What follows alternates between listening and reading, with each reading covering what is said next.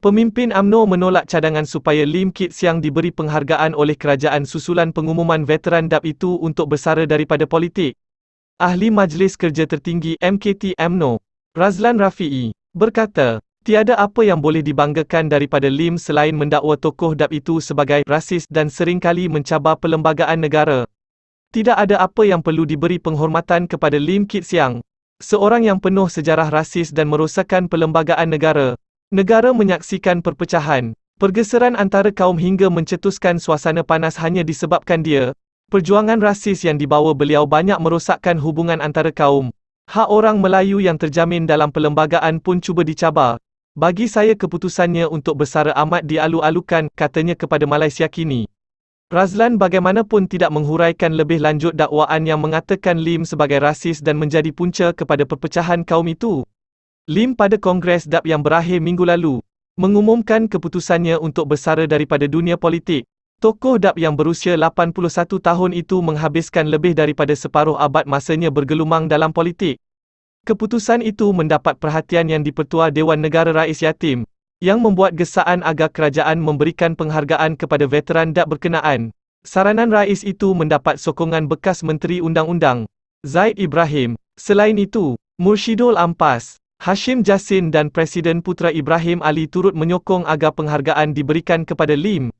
Untuk rekod, UMNO dan DAP merupakan seteru politik sejak sekian lama. UMNO mendakwa DAP sebagai sebuah parti perkauman Cina yang sering mempertikaikan hak keistimewaan Melayu melalui agendanya untuk mewujudkan Malaysia.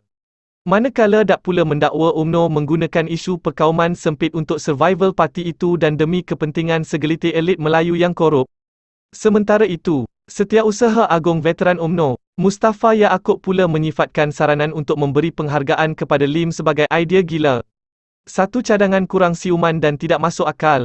Apakah orang yang bertanggungjawab dengan kekacauan 13 Mei wajar diberi penghormatan dan diingati sebagai ikonik? Rais sendiri tahu apa puncanya 13 Mei. Siapa pencetusnya? Janganlah kerana Rais mengenali Lim selama 46 tahun dan tak pernah berada dalam kerajaan maka Rais lupa kesengsaraan negara di bawah Pakatan Harapan PH selama 22 bulan. Amat malang sekali cadangan ini datang daripada seorang Melayu seperti Rais yang lupa sejarah dan buta mata hati untuk menilai batu atau intan, katanya. Sebelum ini, UMNO sering menyalahkan DAP sebagai punca terjadinya rusuhan kaum pada 13 Mei 1969. Selepas Parti Perikatan mengalami kekalahan teruk pada tahun yang sama, Lim bagaimanapun pernah menafikan dakwaan yang mengatakan dia sebagai punca terjadi rusuhan berkenaan. Antara lain, Lim berkata dia tidak berada di Kuala Lumpur selepas pilihan raya umum pada 10 Mei 1969. Sebaliknya ketika itu berkempen di Kota Kinabalu bagi membantu seorang calon bebas bagi kerusi parlimen pada pilihan raya umum di Sabah. Pada 2012, Lim menampilkan saksi bagi menyangkal tuduhan bahawa dia pernah membuang air kecil di tiang bendera Rumah Menteri Besar Selangor ketika itu.